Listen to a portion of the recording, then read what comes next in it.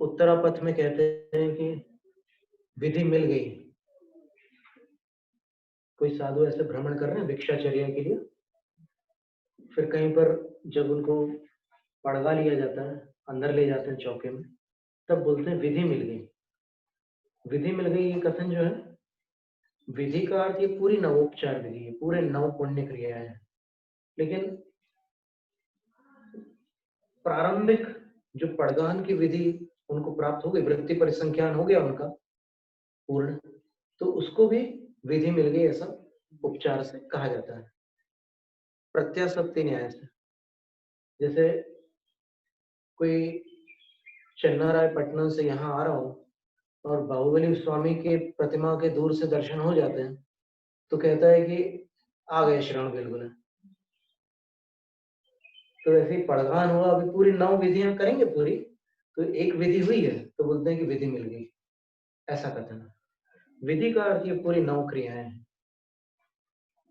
और भिक्षाचर्या जैन शास्त्रों में विधि पूर्वक ही है। इसका कथन अभी अपन आगे इसमें और देखेंगे। तो यहाँ पर पड़गान, उच्चासन, पादोदक, अर्चना, प्रणाम, मन वचन काय संबंधी शुद्धियां, फिर ऐषणा शुद्धि, ये दान विधि है। अब इसको समझाते हैं आचार्य महाराज। कल 225 गाथाएं हुई थी, अब इसका विस्तार कर रहे हैं। पत्तम निय घरदारी दठूनन्नत्वा विमग्गिता परिगहणं कायव्यं नमोत्थुठाहुतिभणीयून।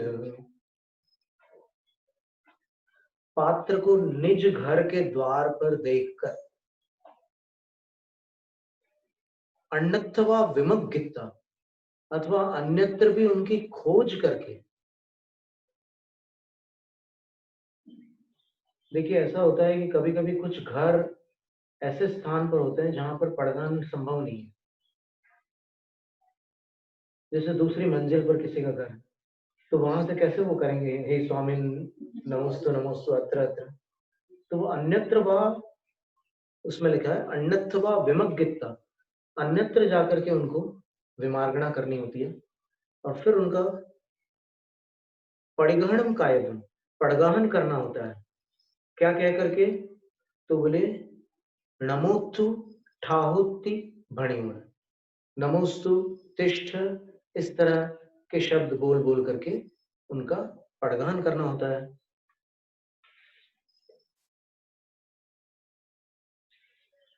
णीयूणणीय गेहम निर्वज्जासुतः उच्चठान निर्वज्जाणुतः उच्चठाणम्मि ठवियूणतौ चलनाम न धोवणम होई कायवम। नेय गेहम नेयूण, फिर अपने घर में ला करके निर्वज्जाणु उच्चठाणम्मि, निष्पाप उच्चासन पर, ठवियूण स्थापित करके, उनको विराजमान करके। निर्दोष उच्चासन का अर्थ क्या होता है? जो आसन साधु के योग्य हो, गद्दे और सजावट वाला आसन न हो, गृहस्थों के योग्य आसन न हो, जो साधु के योग्य आसन हो, काष्ठ फलक वगैरह, और निर्जंतुक भी हो साथ में। दोनों बातें हैं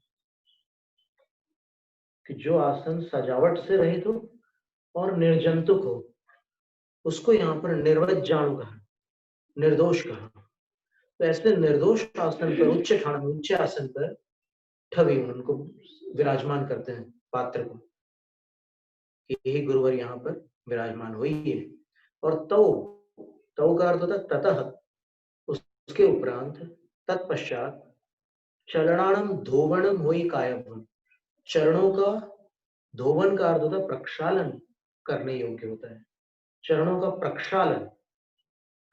धोवन शब्द का अर्थ है प्रक्षालन, धारा करना और प्रक्षालन करना या धोना, इन दोनों में अंतर है।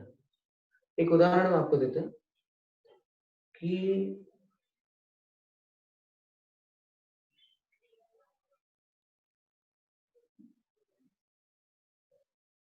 बारिश गिरी हो और कहीं किसी के हाथ में कुछ पत्तियां आ गई हो, ऐसे कई बार बारिश में छोटी छोटी पत्तियां गिरती है ना इमली के पेड़ से, तो ऐसे पत्तियां चिपक गई हो, तो उसको हाथ धोना नहीं पड़ता, ऐसे धारा कर दे वो, तो सारी पत्तियां नीचे चली जाती है।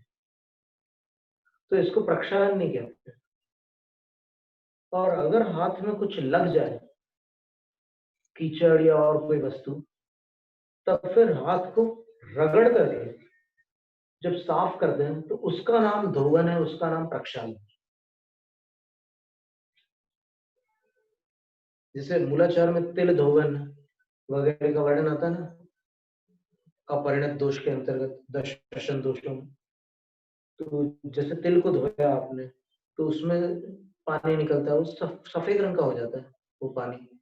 मूंग की दाल को आपने धोया तो फिर वो पानी भी मटमैला सा हो जाता है, तो उसको धोवन कहते हैं। और यहाँ पर आपको हाथ धोने हैं, उसको प्रक्षालन, हस्त प्रक्षालन कहते हैं। तो यहाँ क्या लिखा, चरणान धोवनम कायबम हुई, चरणों को धोना उस गृहस्थ का कर्तव्य होता है। तो धोने का मतलब ऐसा हुआ कि आप ऐसे धारा कर दोगे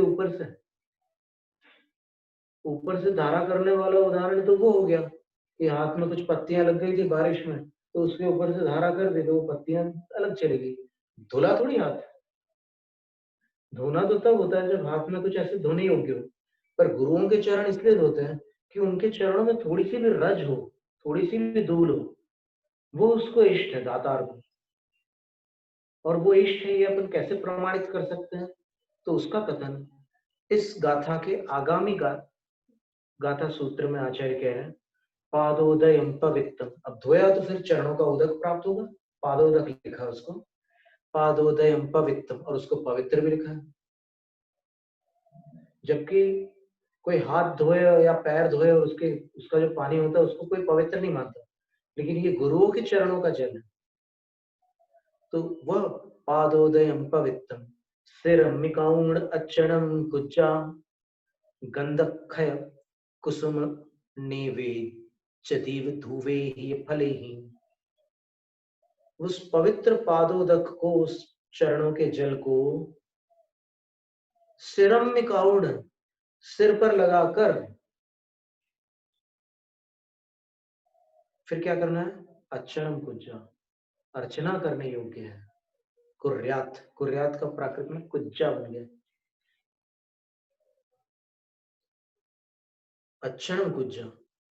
अर्चना कैसे करनी है, तो बोलते गंध, अक्षय, कुसुम, नैवेद्य, दीव, धुवेहि, फले ही, इन द्रव्यों से। और यह यह का अर्थ होता है च, प्राकृत में च को यह भी लिखा जाता है, च को च भी लिखा जाता है। जैसे ऊपर च कहाँ लिखा है, देखिए आप ऊपर गाथा नंबर 225 में पणमं च, अच्छणम च, ऐसण शुद्धि पैर धोने के लिए बोला है, हाथ लगा करके। हाँ। तो जो हाथ लगा नहीं देते उनसे हाथ लेना भी नहीं चाहिए। आचार्य वीर सागर महाराज जी तो मना कर रहे हैं ना। हाँ। अभी ज्ञानमती माता जी, माता जी ने बताया ना, हाँ, कि वीर सागर महाराज जी मना करते थे कि पैर नहीं धोया तो फिर कैसे हार ले सकते हो आप, पूरी नवोपचार विधि अनिवार्य है। यहाँ सब ऐसा ही ऐसा करेंगे। नहीं, वो जहाँ है उसको अपन कठोर हो जाए तो फिर परिवर्तन तो संभव है।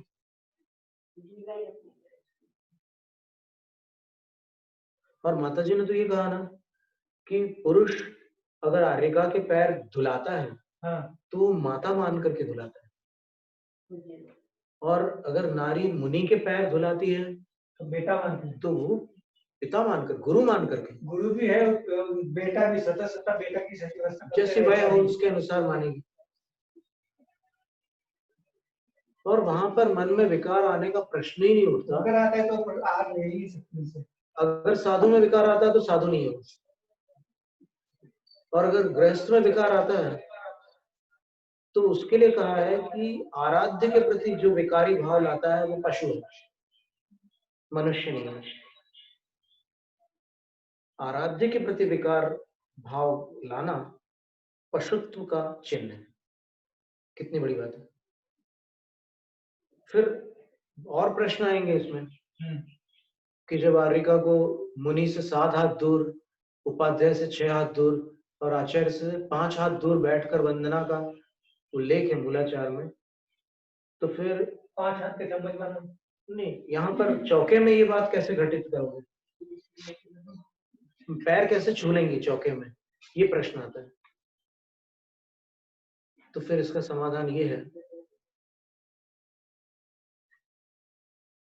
कि प्रमत्त योगादित्यनुवर्तते। सर्वार्थ सिद्धि में आचार्य पूज्यपाद स्वामी ने लिखा है कि पाप को कैसे पहचाना जाता है। इसकी व्यवस्था करनी पड़ेगी, कुछ करेंगे। पाप का निर्णय कैसे करना, तो उन्होंने लिखा है कि अगर आपके अंदर कषायों का आवेश है तो पाप है, नहीं है तो नहीं है।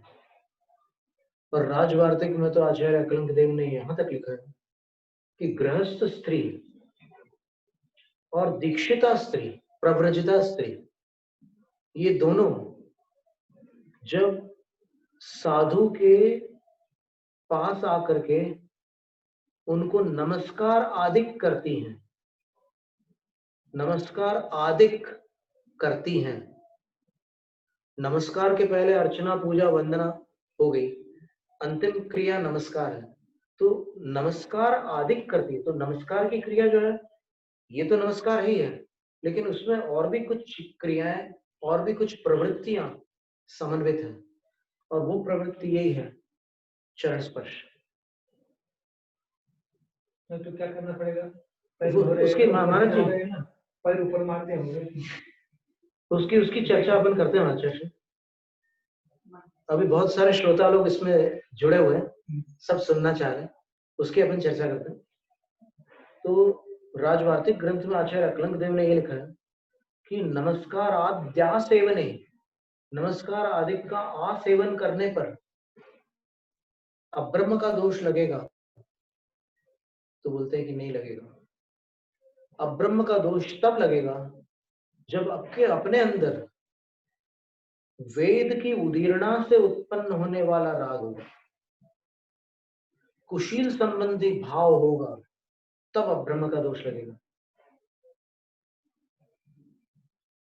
माता, बहन, बेटी, इनके स्पर्श से क्या अब्रह्म होता है? तो फिर जिनने जीवन भर अहिंसा महाव्रत दीक्षा में सबको माता, बहन और बेटी माना है, जब तक उनके मन में पाप न आ जाए, जब तक उनका महाव्रत सुरक्षित है, तब तक उनको तो दोष लगने का प्रश्न ही नहीं उठता।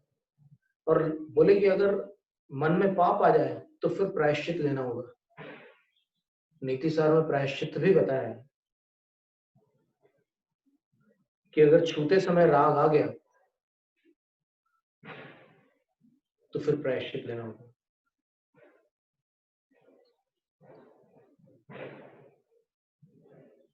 दोनों को नहीं, जो व्रती है उनको लेना होगा,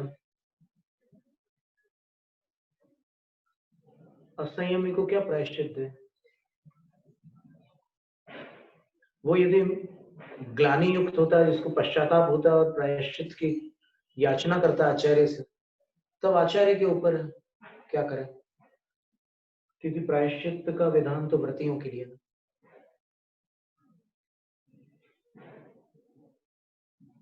और फिर जैसे सीता जी का वर्णन आता है पद्म पुराण में, और एक मय नाम के मुनि, मंदोदरी के जो पिताश्री थे, उनका भी वर्णन आता है।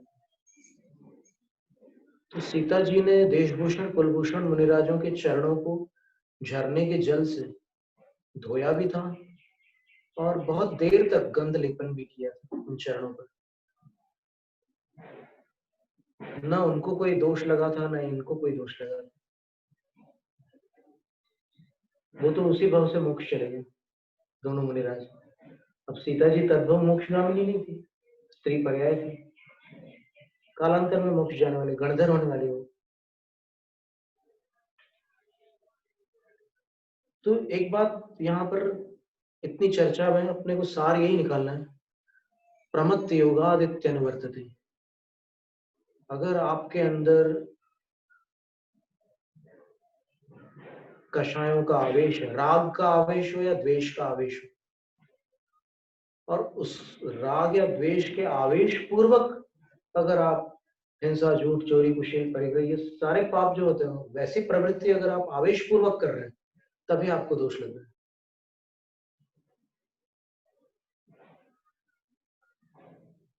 शुकर ने भी हिंसा की थी और शेर ने भी हिंसा की थी। शुकर देवगति में क्यों गया और शेर नरक गति को क्यों प्राप्त हुआ? क्योंकि शेर ने आवेशपूर्वक हिंसा की थी, शुकर ने रक्षा करने के लिए हिंसा की, मुनि की।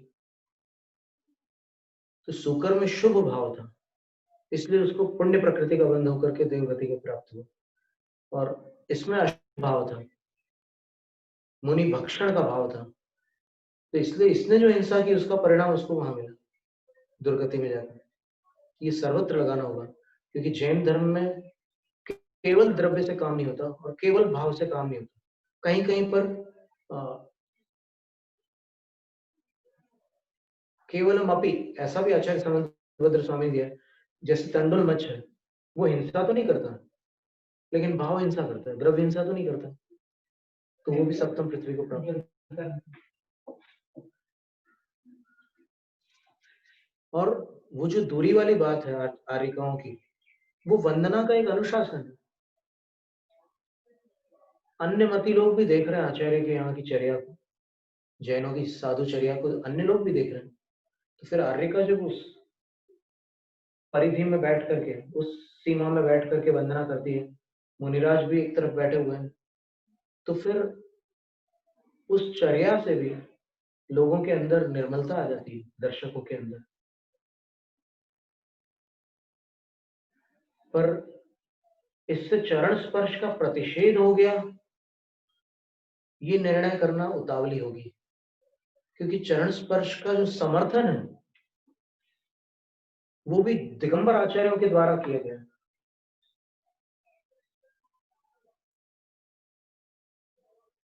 राजवार्तिक की वो पंक्तियां हम आपके सामने पढ़ के ही सुना देते हैं।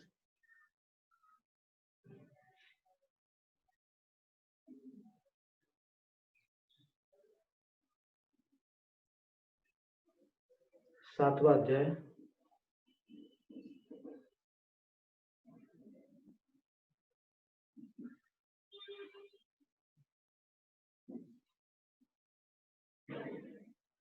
सोलहवां सूत्र।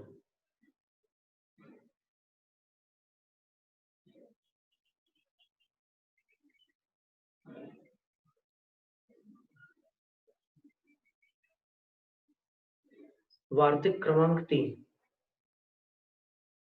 आचार्य भट्टाकलंक देव क्या कह रहे हैं, देखिएगा। स्त्री पुंसयो कर्म इति चेत न, स्त्री और पुरुष इनके बीच अगर कोई क्रिया हो गई तो उसका नाम कुशील है क्या? तो उत्तर दे रहे हैं कि ना, नहीं है। पश्चादिक क्रिया प्रसंग, क्योंकि भोजन पकाने की क्रिया में पुरुष जाकर के सब्जी लेकर के आता है और स्त्री सब्जी बनाती है, तो उसको भी कुशील मानना पड़ेगा। पर ऐसा नहीं है।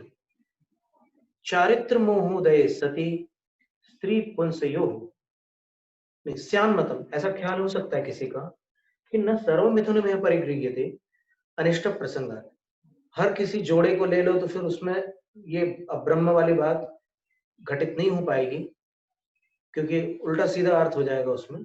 तथा इसलिए ऐसा अर्थ निकालो कि स्त्री और पुरुष का जो जोड़ा है वो मिलकर के अगर कोई काम करे तो उसका नाम कुशील है। ये प्रश्नकर्ता का प्रश्न है। तन न, आचार्य का उत्तर क्या है? नहीं, वो नहीं है, जो तुम समझ रहे हो वो नहीं है। किंग कारण, क्यों, क्या कारण है? तो बोले पश्चादिक क्रिया प्रसंग, भोजन पकाने वगैरह की क्रिया में भी इसका प्रसंग आ जाएगा, तुम जो कह रहे हो।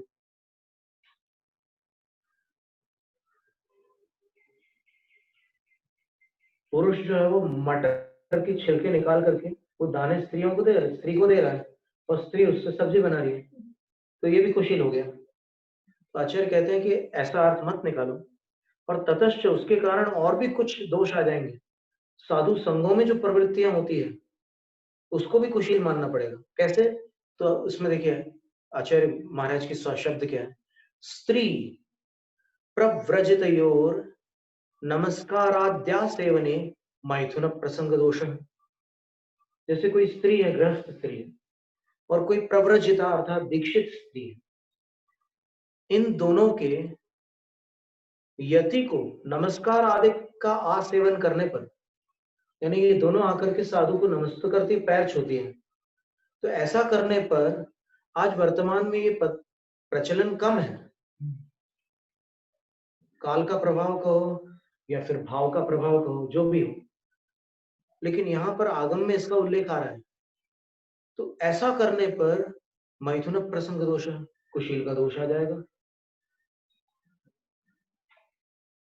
तो आचार्य महाराज कह रहे हैं कि नहीं आता कुशील का दोष। तुम गलत अर्थ निकालोगे तो कुशील का दोष आ जाएगा वहां, जबकि वहां किसी को कुशील का दोष नहीं लगता। अत उत्तरम पठति। अब इसके बाद वो बता रहे हैं कि फिर कुशील का दोष है क्या। इसका उत्तर आचार्य महाराज पढ़ाते हैं। स्त्री पुंसयोः परस्पर गात्रोपश्लेषे राग परिणामो मैथुनम्। चारित्र मोहोदय सति, स्त्री और पुरुष का परस्पर शरीर स्पर्श होने पर राग का जो परिणाम उत्पन्न होता है उसका नाम कुशील है। चारित्र मोह के उदय में स्त्री पुंसयोः परस्पर गात्रोपश्लेषे सति सुख मुपलिप्स मानयो, दोनों को एक सुख के लालच, सुख का एक उपलिप्सा, सुख की उपलिप्सा, प्राप्ति की इच्छा होती है दोनों को, और उस समय जो राग परिणाम होता है स मैथुन व्यपदेश भाव, वही कुशील इस नाम को प्राप्त होता है, वह राग। ननु नायम शब्दार्थ सत्यमेव वेतत्। आचार्य वो कोई प्रशंकाकार कह रहे हैं कि ये उस शब्द का अर्थ तो नहीं। मेरे मन भाव है जो कह रहे थे ना, मुनियों के पैर नहीं छूना चाहिए और दूर से इतना दूर से नमस्ते करना चाहिए। उन्होंने नमस्ते किया तो भी उनको कर्म हो ही गया, कुशील का दोष कुशील का दोष आ गया। दूर से नमस्कार किया उसको कुशील का दोष आएगा, क्योंकि मन में भाव आ गए ना।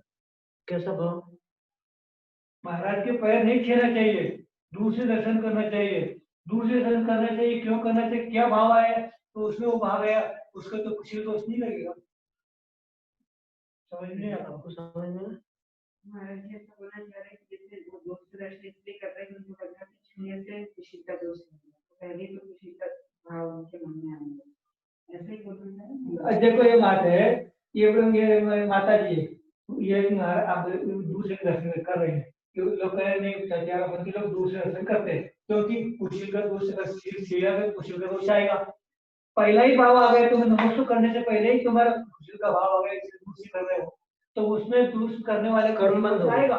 कर्म बंद हो गया। हाँ, कि साधु को छूने से मुझे पाप लगेगा। हाँ, असली में क्या है, कर्म बंद हो गए। एक मिनट महाराज, इसमें दो बातें कि एक तो अभिप्राय पूर्वक ऐसा सोचते हैं और दूसरे संस्कारवश ऐसा सोचते हैं कि उनके यहाँ वैसा होता ही नहीं है, तो उनको बचपन से ही बात आती है, तो उनको क्या है कि उनको दोष कम लगेगा।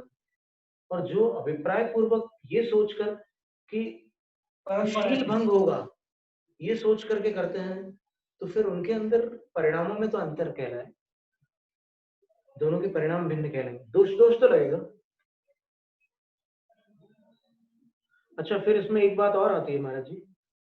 एक बार हमने एक 20पंथी साधु थे, उनका शुभ नाम क्या था, धर्मनंदी महाराज जी, अमरावती में जो आए थे, तो उनसे हमने पूछा था कि चरण स्पर्श कराने के विषय में आपका क्या, मतलब नारियां साधु के चरण छू सकती है कि नहीं छू सकती है, उनसे हमने पूछा था।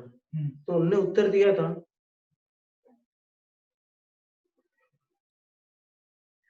कि यदि साधु अपने आप में निर्मल है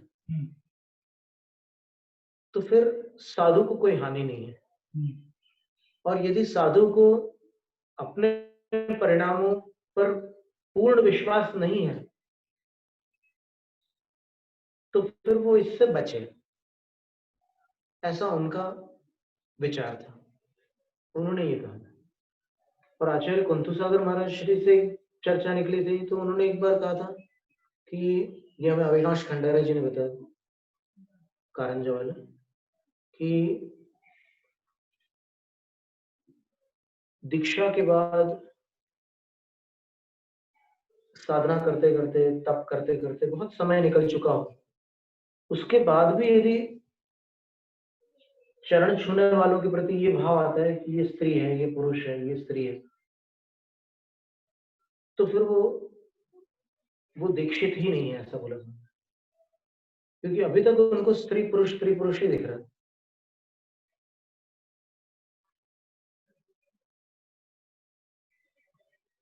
यहाँ पर अपन जो पढ़ रहे हैं उसमें ये स्पष्ट आ रहा है कि आचार्य महाराज उसका निषेध कर रहे हैं, नमस्कार आदिक का। ये आदि, अब नमस्कार को कौन कुशील मानता बताओ? कोई नहीं मानता। ये आदि शब्द जो है ना, उसमें संदेह हो रहा है ना सबको। नमस्कार किया, पैर छुए, तब पैर छूने में विकल्प आ रहा है सबके मन में। तो यहाँ आचार्य महाराज ने उस पैर छूने को आदि शब्द के अंतर्गत रखा।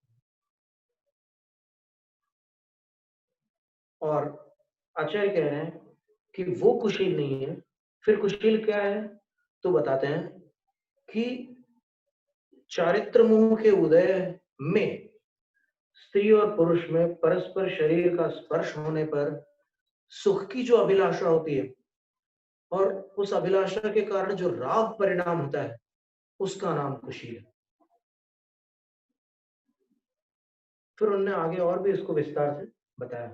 तो ये अपने को स्मरण में रखना है कि तत्वार्थ वार्तिक ग्रंथ में आचार्य अकलंग देव का नाम तो सब जानते हैं। अकलंग निष्कलंक की कथा तो सबने सुनी है, उनके ये वचन है। और पद्म पुराण में तो अपन ने देखा ही था। फिर उत्तर पुराण में भी आपको मिल जाएगा। वज्र मुष्टि नाम का जो पहलवान था, उसकी पत्नी मंगी को सांप ने काट खाया था। तो श्मशान में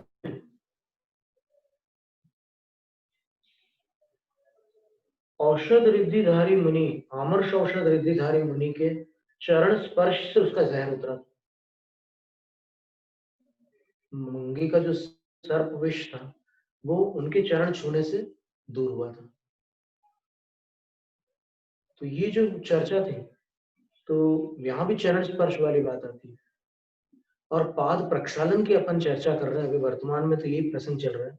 तो पाद प्रक्षालन जो नहीं करेगा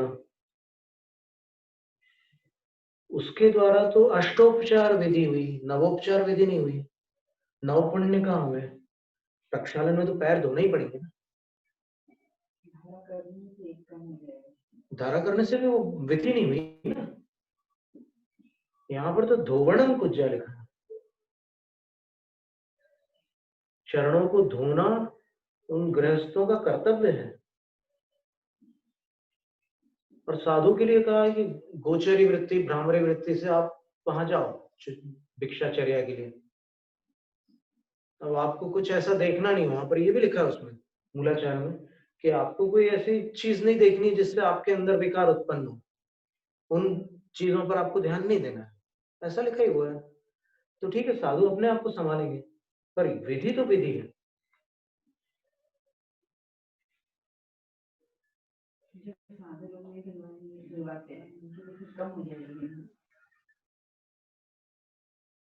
जो साधु नहीं करवाते हैं उनको वैसा प्रशिक्षण प्राप्त है। इसमें अपन इस पर आगम पर विचार करें तो आचार्य वीर सागर महाराज जी ने कितना एक आदेश दे दिया कि पाद प्रक्षालन न हो तो उससे आहार नहीं लेना, खत्म बात। तो कुछ सोच कर किया होगा ना वो आचार्य शांति सागर महाराज के अंतेवासी। एक निर्वाण सागर महाराज जी आए थे, उत्तर भारत के थे, इधर आए हुए थे। शांति सागर महाराज को आहार देने वाली, मैंने देखा उनको, सरस्वती आवाज थी। वो उन्होंने उनसे पूछा, तो मैंने लेडीज से आहार नहीं लेते, लेडीज से आहार नहीं लेते, और लेडीज भरा दो और आदमी एक दो आकर के आहार दे। तो बोले लेडीज क्या लेने, हम बनाए क्यों? आदमी से बनवाओ, ले लो। आदमी कोई बनाता ही नहीं है, सब बनाते नहीं।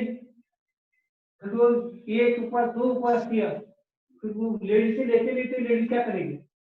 फिर उन दूसरी बात उनको समझा दिया कि बोले कि तुम ये कर रहे हो गलत है। शांति सागर महाराज जी तुम परंपरा के हो, वो शांति परंपरा के ही थे।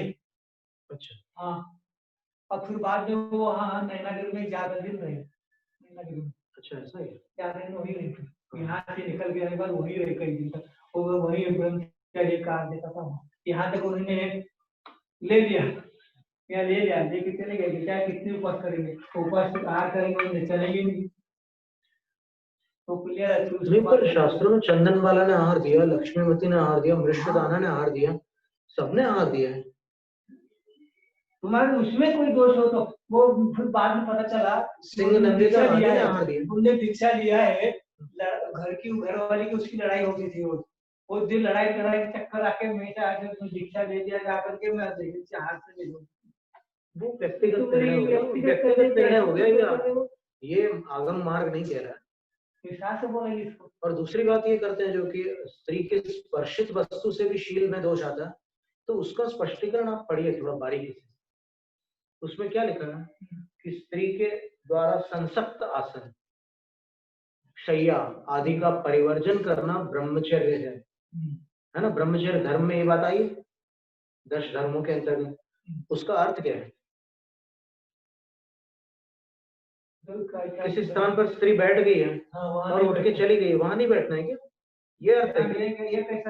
ये अर्थ हो ही नहीं सकता। उसका संसक्त शब्द का अर्थ ब्रह्मदेव सूरी जी ने बृहद द्रव्य संग्रह की टीका में किया है कि जहां पर स्त्रियों के द्वारा राग पूर्ण चेष्टाएं की गई है, और रति परिमल शब्द दिया है जहां पर वो गंध भी आ रही है, इसलिए तो सबके घर में उत्पन्न करने वाली गंध आ रही है। जहां पर ऐसे आसन और ऐसे शयन का त्याग करना, इसका नाम ब्रह्मचर्य है। इसलिए साधु को श्रावक घर कब जाना चाहिए आहार के लिए? एक कोई संलग्न समाधि हो रही है या कोई धार्मिक प्रोग्राम, धार्मिक उद्देश्य से जा सकता, कोई विधान हो रहा है तो उस वक्त जा सकती है, इसके अलावा नहीं जा सकती। बिल्कुल ठीक है, इसी कारण से।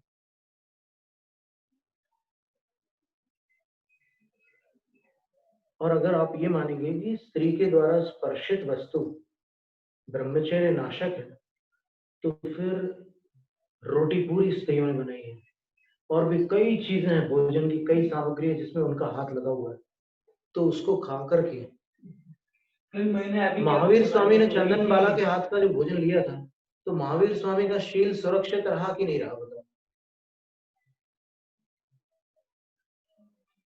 और कितने ऐसे उदाहरण हैं।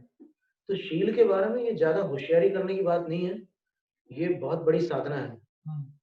ब्रह्मचर्य के बारे में जो ज्यादा मुंह चलाते हैं ना, उनको अपना निजी जीवन ज्यादा देखने योग्य है। दूसरों पर उंगली उठाना छोड़ दे वो, क्योंकि ब्रह्मचर्य के बारे में जो वास्तव में साधक होते हैं वो बहुत संभल करके बोलते हैं। और जो आगम में लिखा है उसको आप समझो कि कितने बड़े आचार्य थे वो लोग, और वो जिनेंद्र भगवान के बच्चे हैं। इसमें अधिक जाने की आवश्यकता नहीं है। और आपको उदाहरण चाहिए तो और भी कई उदाहरण मिल जाएंगे आपको शास्त्रों में। वृषभ सेना का एक उदाहरण आता है कि वो उसको जिस पानी से नहलाती थी उसकी धाई, उस पानी में एक बार एक कुत्ता, खुजली कुत्ता अंदर चला गया उस पानी में, तो वो बिल्कुल स्वस्थ हो गया। तब उसको लगा कि इसको कोई ये बच्ची जो है इसमें कोई चमत्कार है, और वो उसके प्रतिदिन फिर वो उस पानी को लेकर के कई लोगों का इलाज करने लग गए। अंत में फिर राजा की बारी आ गई, तो फिर राजा ने पूछा कि कौन सी दवाई लगाई थी मेरे लिए, कौन सी दवाई से आराम करवाया तुम लोगों ने, क्या उपचार किया? तब राजा से छुपाया, उसने बोल दिया था कि राजा से अपन नहीं छुपाएंगे बात। तो फिर राजा को बताया कि ऐसी ऐसी बात हुई। फिर राजा का उस कन्या से विवाह भी होता है। और जब मुनिराज से पता करते हैं कि ऐसा क्या शक्ति है इनके पास कि इनके पानी से सब ठीक हो जाता है, तो बताते हैं कि इन्होंने पूर्व भाव में मुनि को औषध दान दिया था और मुनि की वैयावृत्ति की थी। ये ब्राह्मण कन्या थी और इन्होंने मुनि की वैयावृत्ति की थी और औषध दान दिया था। दोनों वाक्य अलग अलग लिखे हुए।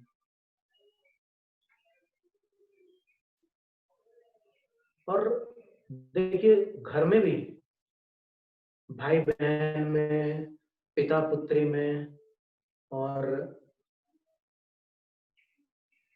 माता पुत्र में, कुलीन घरों में कभी भी कोई ऐसे बुरे विचार नहीं आते। जो व्यसनी लोग हैं उनकी बात व्यसनियों को भी नहीं आते, बल्कि ऐसा कह सकते हैं।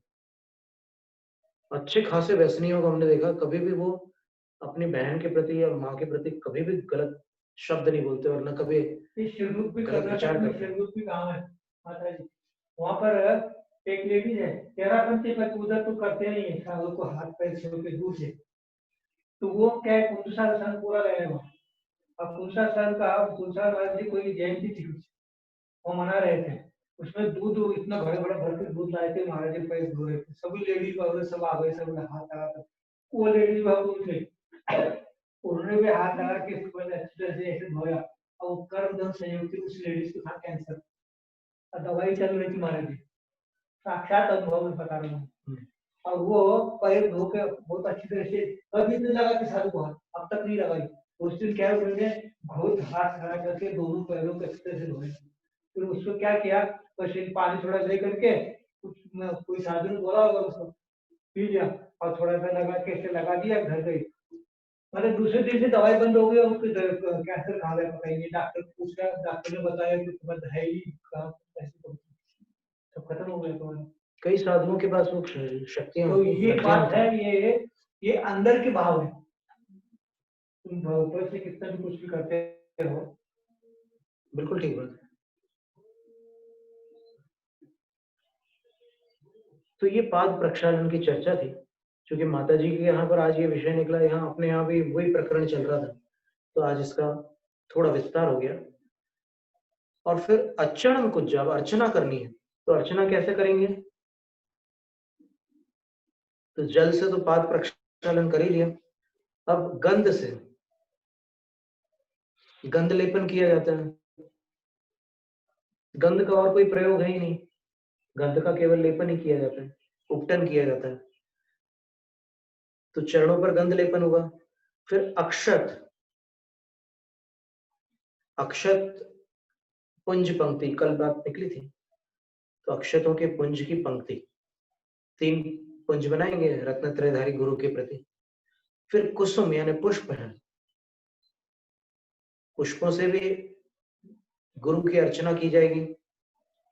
आचार्य शांति सागर महाराज श्री ने एक बार एक विद्वान को रोका था, वो एकदम ताजे जो पुष्प होते हैं वो महाराज के चरणों पर रखना चाह रहे थे, तो बोले हमारे चरणों पर नहीं रखो, तो बोले कि क्यों,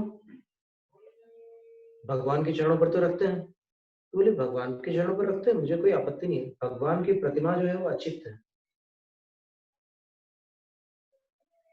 यानी उसमें गर्माहट नहीं है, और हमारे शरीर में गर्माहट है। अगर उसमें कोई जीव जंतु शोध कर रहा हो तो अच्छी बात, पर अगर उसमें कोई जीव जंतु हो तो उसको उस गर्माहट से बाधा पहुंच सकती है।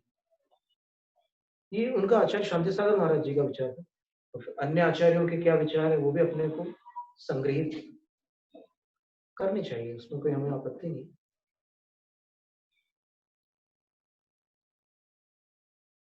तो कुसुम है, फिर नैवेद्य है, बलिर नैवेद्यम, मिष्टान्न पकवान, ये नैवेद्य है।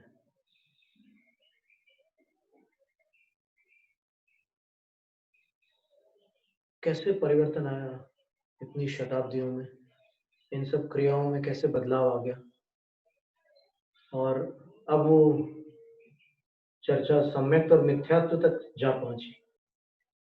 बदलते बदलते जो लोग वर्तमान पद्धति को नहीं स्वीकार करते और शास्त्र की पद्धति को मान्य करते हैं, उनके सम्यक्त्व पर संदेह होने लग गया लोगों को। बड़ी विचित्र स्थिति है। फिर दीप है और धूप है, कल चर्चा हुई थी, और फल है अंत में।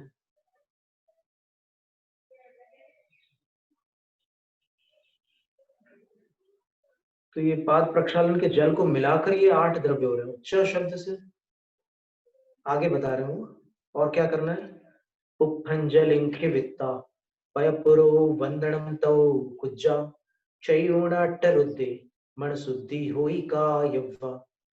फिर उनके पय पुरदो, पैरों के पुरता यानी सम्मुख, उपंजलिं खिविता, अंजलि में पुष्प लेकर के ऐसे क्षेपण करना। पय पुरदो, तो इसका अर्थ ये हुआ कि पैरों के ऊपर पुष्पों का क्षेपण न करके पैरों के सामने पुष्पों का क्षेपण करना है। वहां पर जिन पूजा में तो पैरों के ऊपर फुल्लारोहण लिखा था, और आरोपण शब्द के लिए हमने कुछ दृष्टांत भी दिए थे, वृक्षारोपण, दोषारोपण, व्रतारोपण, संस्कारारोपण, फिर ये अहिंसा व्रत के अतिचारों में भारारोपण भी आता, अति भारारोपण। तो वो पुष्पारोपण भी भगवान के ऊपर था, चरणों पर। और इस विषय में अगर सुनते समय श्रोता को कोई बेचैनी हो रही हो, आकुलता हो रही हो, तो घबराने की कोई बात नहीं है। इसके लिए हम आपके सामने एक और बात रखते हैं। कल्याण मंदिर स्तोत्र के 28वें काव्य में आचार्य कुमुदचंद्र स्वामी ने एक बहुत सुंदर बात लिखी है। क्या लिखा है?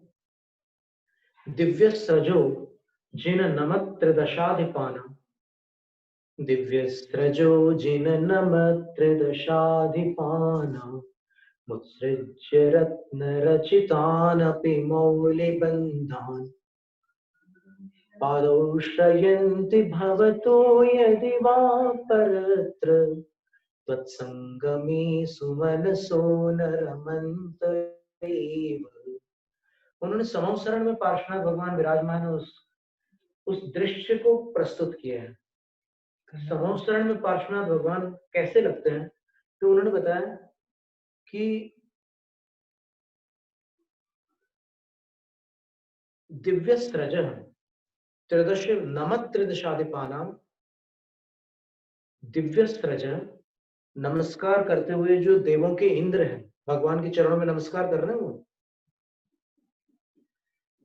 और वो कितनी दूर से नमस्कार कर रहे होंगे इस पर भी इसी काव्य से अपन निर्णय कर लेंगे, क्योंकि वंदना के लिए एक हाथ दूरी बताइए पुरुष को, बल्कि साधु को जिन प्रतिमा और गुरु की वंदना करते समय एक हाथ की दूरी रखनी होती है।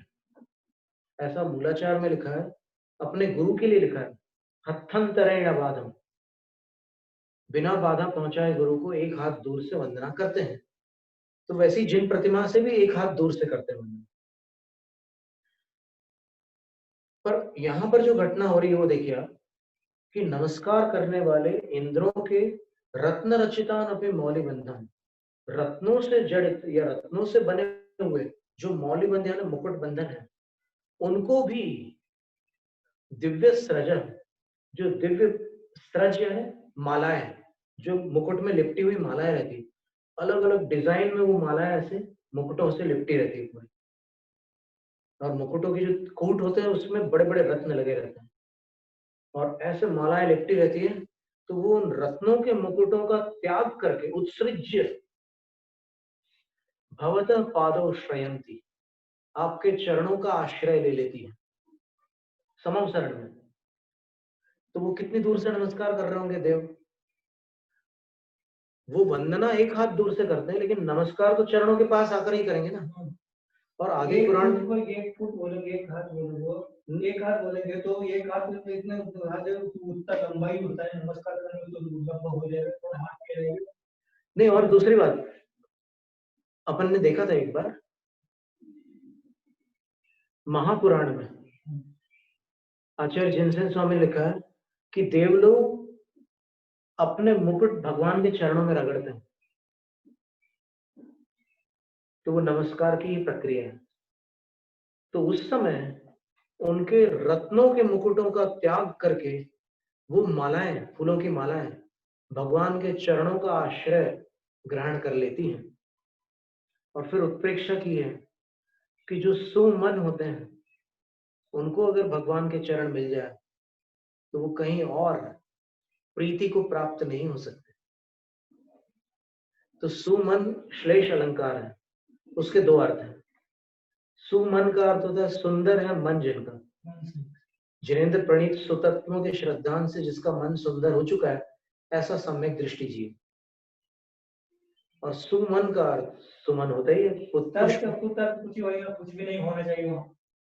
दर्शन करने जाओगे तर्क कुतर्क हो नहीं, जाओ भक्ति से जाओ, दर्शन करो, भक्ति बुद्धि से जाओ, मत जाओ। कुछ भी हो जाए। बुद्धि से जिनेंद्र शरण में बुद्धि से नहीं जाया जाता, भक्ति से जाया जाता, क्योंकि बुद्धि कहाँ का चलेगी, वहां केवल ज्ञानी होगा। तो फल पूजा ये दर्शन का फल नहीं मिलेगा। तो अब ये एक जानकारी की बात थी कि जब समूह शरण में भगवान के चरणों पर वो मालाएं होती, तो फिर मंदिर की प्रतिमा में अगर एक आध फूल हो तो प्रतिमा कैसे दूषित हो जाएगी? नहीं हो सकती।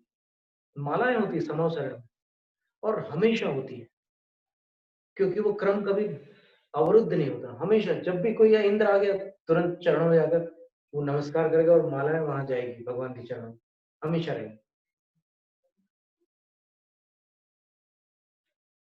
और तो वंदनम कुज्जा, अब ये प्रक्रिया उन्होंने बताई कि ऐसे पैरों के सामने पुष्पों का पुष्पांजलि का क्षेपण किया। अंजलि का अर्थ ये होता है ऐसे रहना, इसको पानी कहते हैं और इसको अंजलि कहते हैं, ऐसे।